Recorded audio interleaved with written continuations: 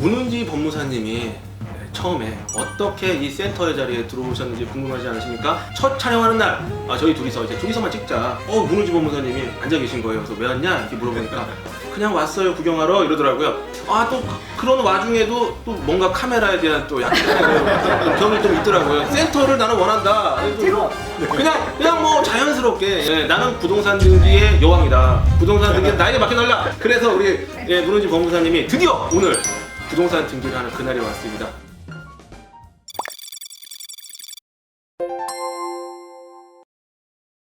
안녕하세요. 법무사TV의 윤동현 법무사입니다. 안녕하세요. 문은지 법무사입니다. 안녕하세요. 김형룡 법무사입니다. 자, 그러면 오늘 이제 문은지 법무사님이 이제 부동산 등기 그 중에서도 매매에 대해서 이렇게 준비를 했다고 들었습니다. 네. 전체적인 절차에 대해서 좀 말씀을 드리도록 할게요.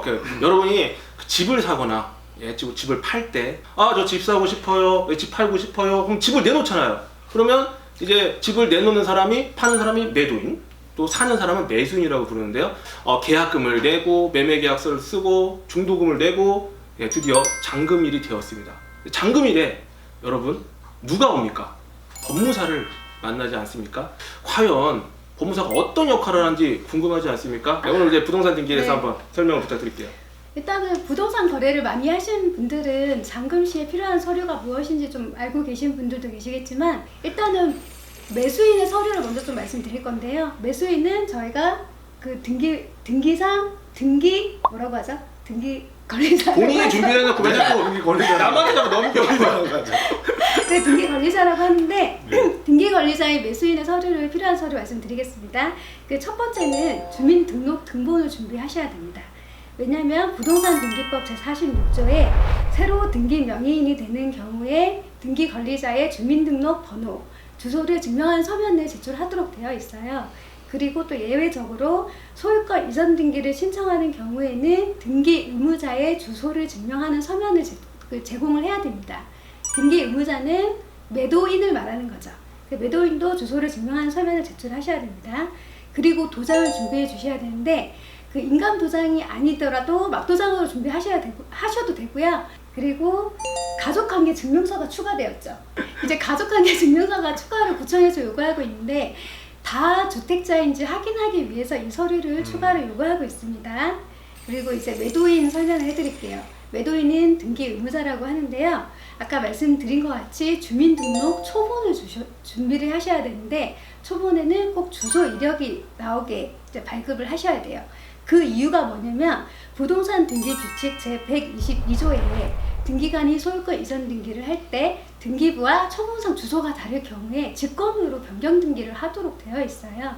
그래서 주소 이력이 꼭 포함된 초본을 발급하셔야 됩니다. 가끔 가다가 막 그런 사람도 있어요. 왜 나의 주소 이동 내역을 자꾸 달라 그러냐. 좀 너무 저희들이 주민등록 초본 주소 이동 내역 다 좀 달라고 한다고 너무 역정 내지 마시고 그냥 좀 주시면 감사드리겠습니다. 네, 법적인 이유가 있어서 다 요구를 하는 겁니다. 네. 그리고 매도인의 인감도장을 준비를 하셔야 되는데, 그 이유가 뭐냐면 부동산 등기법 제60조에 소유권의 등기 명의인이 등기 의무자로서 등기를 신청하는 경우에는 인감증명을 꼭 제출하도록 되어 있어서 그 인감도장을 꼭 준비를 하셔야 돼요. 네네. 그러면 인감도장과 이제 맞다는 인감증명서를 준비를 하셔야 되는데, 인감증명서에는 세 종류가 있는데 일반용, 부동산 매도용, 자동차 매도용, 이 세 가지가 있습니다. 그 중에서 어떤 걸 준비해야 될까요? 부동산 매도용이 필요합니다. 너무 정확하게 하세요. 부동산 매도용이 이제 필요하고요. 네. 거기를 자세히 보시면 매수인의 인적사항이 기재가 되어 있습니다. 그리고 마지막으로 제일 중요한 거죠. 등기 필증 또는 등기 필 정보를 꼭 가지고 오셔야 됩니다. 네네. 이게 없을 때는 어떻게 해야 되죠? 이게 없을 때는 이제 네. 우리 법무사가 확인 서면이라는 것을 옛날로 치면 우리가 등기 필증, 등기 필 정보, 뭐 이게 옛날로 치면 집문서, 땅문서 아니겠습니까? 그렇죠. 옛날에는 우리가 집문서 날라가면 뭐 큰일 난다고. 어르신들은 아직도 집문서라고 네, 말씀하시는 분들 계시더라고요. 장롱 깊숙한 곳에 땅문서와 네. 집문서가 있고, 이것이 뭐 집문서 들고 날아간다, 뭐 날른다, 뭐 이러면 야씨 어디 집문서 정말 가장 소중한 생각이지만 여러분, 네. 이제는 집문서가 그렇게 소중한 시대가 되지 않았습니다. 뭐 집문서는 소중하죠, 그래도. 아니 소중하지만 옛날처럼 집문서를 훔쳐간다고 소유권을 뺏긴다는 건 아니라는 그런 말이죠. 네. 예, 그래서 그럴 때 이제 확인 서면이라는 제도가 있는데 그 네. 부분은 좀 이따가 여러분에게 설명해 드리도록 하겠습니다. 뭐 더 또 하실 말씀 없나요? 네. 이제 필요한 잔급시 필요한 서류를 다 말씀해 드렸고 네. 왜 이런 서류가 필요한지 법적 근거도 이제 아셨으니까 네. 법무사들이 이렇게 좀 서류를 요구하면 화내지 마시고 그러니까 좀 잘 준비해 주셨으면 좋겠습니다. 그러니까 제가 볼 때는 인감증명서가 가장 중요한 것 같아요. 네. 예, 인감증명서가 바로 그 내가 집을 팔겠다 그 의사를 표현하는 가장 그렇죠. 강력한 수단이잖아요. 그래서 그렇죠. 그 본인의 어떤 의사를 확인할 수 있는 수단이 바로 우리나라는 아직까지 인감 도장과 그 인감 증명서가 본인의 그 어떤 의사를 확인할 수 있는 수단이 되기 때문에 인감 네. 증명서를 첨부하고 있습니다. 아 그리고 참고로 제가 하나 말씀드리면 예, 그 인감 보장이 없으신 분들도 계시잖아요. 네네. 그러신 분들은 그 주민센터에 가신 다음에 본인 서명 사실 확인서라는 게 있어요.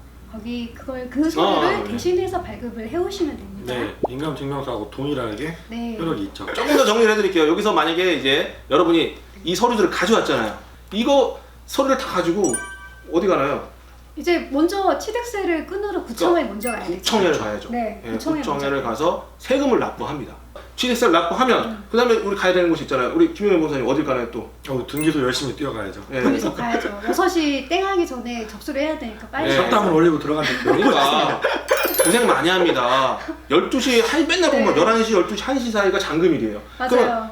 제가 예전에 4시가 잔금인 적이 한 번 있었어요. 그럼 정말 돌아버리는 거죠, 사람이. 땀이 흐르죠. 정말 예, 구청에 그래서- 갔다가 등기소 갔다가 예, 그래서 요즘은 이제 다 등기국으로 바뀌었는데 서울 네. 같은 경우 그래서 취득세를 납부하고 다시 등기소, 등기국을 가서 최종적으로 접수를 하게 되면 등기가 완료되고 등기가 완료되면 이제 등기필 정보 및 등기 완료 통지서가 지금은 나오죠. 그래서 등기부에 본인의 이름이 들어가게 되면 이제 최종적으로 소유권이 이전이 되는 것이죠. 오늘 이렇게 그 좀 매매를 할 때 이제 매매 시작부터 이제 등기 또 그 등기 완료가 돼서 여러분들에게 소유권 이전이 되는 절차까지 간단하게 설명을 드렸어요. 근데 이 이후에 좀 방송을 통해서 좀 더 구체적인 내용들을 하나하나 세분화해서 여러분들에게 알려드리도록 하겠습니다. 지금까지 여러분과 함께하는 생활법률 전문가 법무사 TV였습니다. 감사합니다. 감사합니다.